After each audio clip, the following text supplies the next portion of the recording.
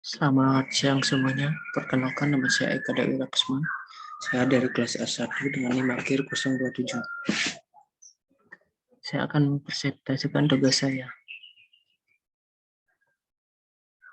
yakni Le Corbusier.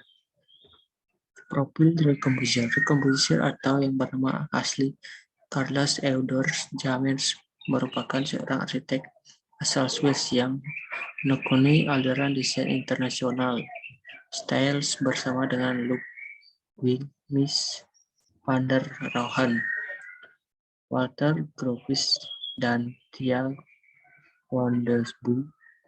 Selain itu, ia juga dikenal sebagai seorang perencana tata kota, seniman, penulis, dan perencana perabot.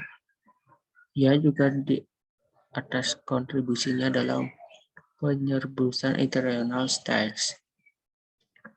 Ia lahir Kamis 16 Oktober 1887 di Swiss, Prancis. Arsitek menurut Le Corbusier. Pengertian arsitek menurut Le Corbusier adalah arsitektur is the mastery, arca and the magic light of efficiency in light. Architecture with a captain ocean, emotical and aesthetic experiments. Artinya, arsitektur adalah penguasaan permainan massa yang benar dan luar biasa, yang bisa dalam cahaya arsitektur dengan huruf kapital A merupakan pengalaman yang emosional dan estetik. Kegunaan arsitektur tidak hanya untuk membangun suatu konsepsi bangunan yang fungsional, estetis, dan kokoh. Arsitektur secara umum berfungsi sebagai suatu tata bina yang ikut menyeimbangkan lingkungan di sekitar, termasuk pada alam, manusia, dan faktor sosial lain. Di bawah ini adalah penjabaran fungsinya. Yang pertama, arsitektur sebagai kebutuhan dan tuntutan fungsional badani, rohani, emosional.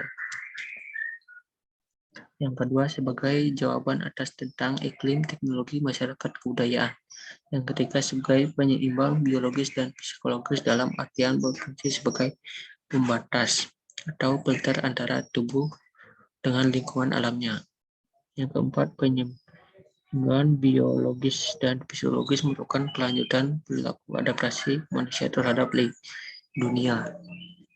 Yang kelima, ruang tempat manusia hidup dengan berbagai ruang manusia hidup dengan bahagia kaitannya dengan pengalaman hidup sehari-hari secara sederhana dapat diwujudkan pula oleh arsitektur sebagai binaan lingkungan secara keseluruhan, bukan hanya sebagai objek, produk, tapi juga sebagai institut proses.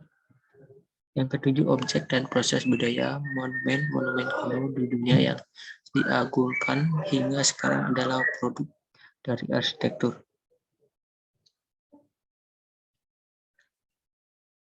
Yang ketiga, membuat arsitektur Le Corbusier. Dirumuskan pada tahun 1926 oleh Le Corbusier. Ada 5 poin pokok yang menjadi acuan dalam arsitektur abad ke-20. Yang pertama, 5 poin ini dikenal sebagai pendekatan baru untuk desain arsitektur pada saat itu. Adanya kebebasan yang diberikan dalam gaya modern ini seperti pengembangan desain dengan bentuk baru bukan yang luas untuk pencahayaan dan sirkulasi udara, serta membebaskan interior dan kolom dan balok struktur beton berlubang. 5 poin pos yang dikemukakan oleh Le Corbusier untuk arsitektur modern dan sebagai berikut.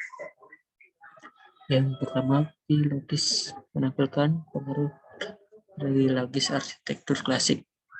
Le Corbusier menyatakan bukan dinding dengan permukaan kolom lain. Yang kedua, ada desain seminimal mungkin menyentuh tanah.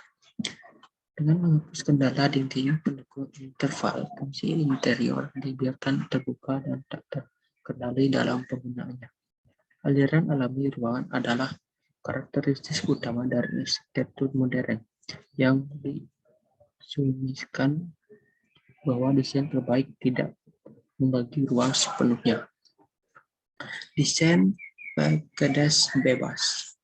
Pemisah bangunan luar bangunan dari fungsi struktural kemungkinan untuk membebaskan bentuk fasad sebagai akibat dari konstruksi karena dinding kemudian dilepaskan dari peran konstruksi. Desainnya menjadi bebas juga.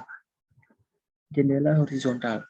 Dimasukkannya pita jendela yang memperpanjang di fasad hunian horizontal memungkinkan semua kamar akan memperoleh cahaya yang sama dengan membiarkan pandangan selektif dari lingkungan sekitarnya. Yang kelima, dari garden. Sarana membawa alam ke dalam rumah. Recomposer menyarankan agar atap datar dimanfaatkan untuk tanaman alami. Penciptaan atap tumbuhan juga memungkinkan untuk meningkatkan view. Sekian presentasi dari saya ucapkan terima kasih.